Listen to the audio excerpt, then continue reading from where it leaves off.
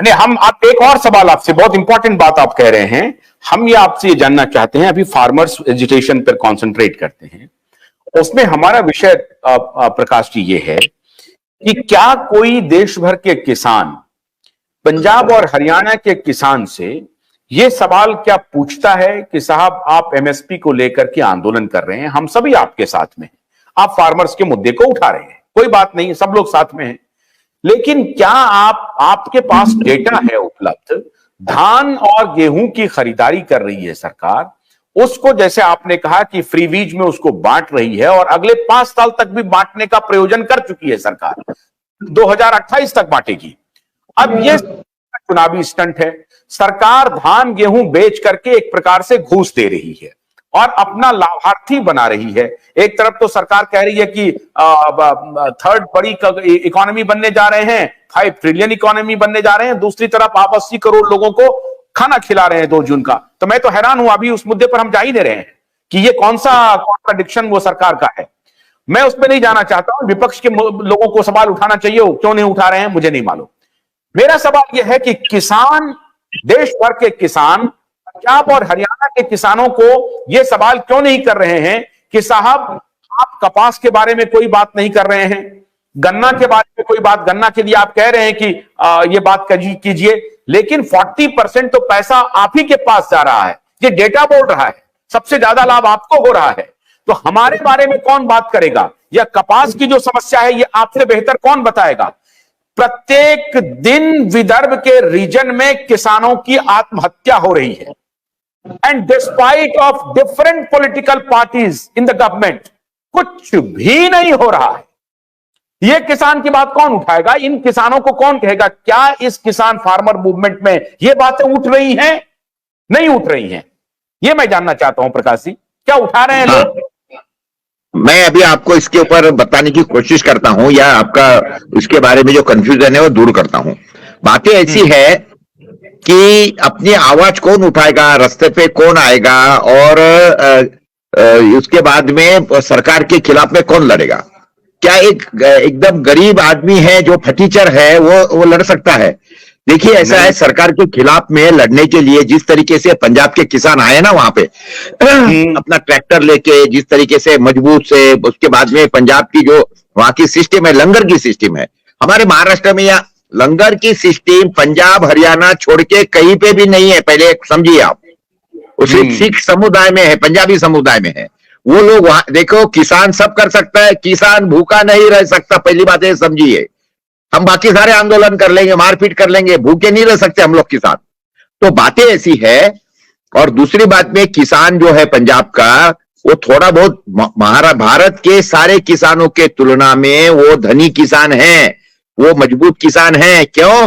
कि वो किसान के घर का, हर घर का एक बच्चा Canada, America, UK, Brazil, London, कहां तो भी है, विदेश में है, और थोड़ा बहुत पैसे के उसको आमदनी है।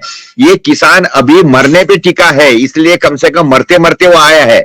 बाकी पूरे देश का किसान मर चुका है, कंप्लीट मर चुका है। विदर्भ के किसान को अगर बोले, देखो आंदोलन में जाने का बोले ना, तो जेब में कम से कम 2-4-5 हजार रुपए होना। यहां से हम दिल्ली भी जाएंगे ना, तो 2-4-5 हजार रुपए से तो क्या जाएगा वो आदमी। और आंदोलन के अंदर हमने महाराष्ट्र में भी आंदोलन रखा यहाँ पे, तो आंदोलन में रखने के लिए उसको ट्रैक्टर होना, ट्रैक्टर में डीजल डालने के लिए पैसे होना। अरे यहां तो सारे भीख मांगे हैं कंप्लीटली। हम लोग कर ही नहीं सकते, उठ ही नहीं सकते। उठेगा कौन किसान? जो थोड़ा बहुत, जिसकी 2 टाइम के रोजी रोटी की फिक्र है, ऐसा किसान उठेगा। पंजाब का किसान इसलिए उठ रहा है कि उसका धान आ गया है, गेहूं आ गया, और उसके बाद में उनके घर में इधर उधर से कुछ पैसा आता है, दूसरे तरीके से आता है, पंजाब हरियाणा क्या बोलते हैं, विदेश से आता है, ये उनके घर में नौकरी वाले हैं। और वो लोग जो है वो कल्पक लोग है। आपने देखा होगा कि जितने भी ये फैक्ट्री या ये लगे हुए है, और ये जो लगे हुए है, तो वो हिसाब से उनमें कुछ तो जैसे बोलते ना, जुगाड़ू फार्मर है वो, कंप्लीटली जुगाड़ू फार्मर। आपने देखा होगा किस तरीके से उन्होंने वो ये करने के लिए जो गोले बरसाए आंसू गैस के, वो आंसू गैस का ये कि उन्होंने उनके वो ला लिए हवा के, वो लगाए। वो जुगाड़ू किसान है। महाराष्ट्र का या बिहार का किसान जो है आपका, क्यों आपके बिहार का किसान नहीं उठता है वहां पे? मुझे बताइए ना। अरे वो मर चुका है, कैसा तो भी जिंदा जी रहा है। पंजाब का किसान अभी भी थोड़ा बहुत वेल टू डू है, उसको समझता है, दिमाग है करके वो रास्ते पे आ गया। वो ऐसा मत समझिए कि वो उसके खुद के लिए आया है, वो पूरे देश के लिए आया है। हर देश के किसान ने पंजाब के किसान के मूवमेंट को ताकत देनी चाहिए, क्योंकि अगर ये पंजाब का और हरियाणा का किसान अगर मर गया और आया नहीं ना, ये देश के अंदर कोई फार्मर मूवमेंट होने वाली नहीं है। एक बात समझिए, हमारे यहाँ पे महाराष्ट्र के अंदर जब फार्मर मूवमेंट होती थी शरद जोशी के नेतृत्व में 5-5, 10-10 लाख किसान आते थे। But that is the period of 1985, 80 से तो 92 तक के था। आज से करीब करीब कितना हो गया, 30 साल पहले की बात है। वो 30 साल में ये महाराष्ट्र का, विदर्भ का किसान पूरा मर चुका है, कोई पैसा नहीं है। एक बात समझिए, आप मेरे जैसे आदमी को पकड़ के किसान की ये मत लगाइए। मेरा पेट कोई खेती पे नहीं है, लेकिन मैं वो किसान की बात कर रहा हूं जिसकी रोजी रोटी सिर्फ और सिर्फ खेती पे निर्भर है और उसको कोई पर्याय नहीं है। अगर वो छोड़ के गया ना घर से छोड़ के अगर वो इसमें चले गया ना, उसके घर वाले भूखे मरेंगे, इतनी बेकार परिस्थिति है।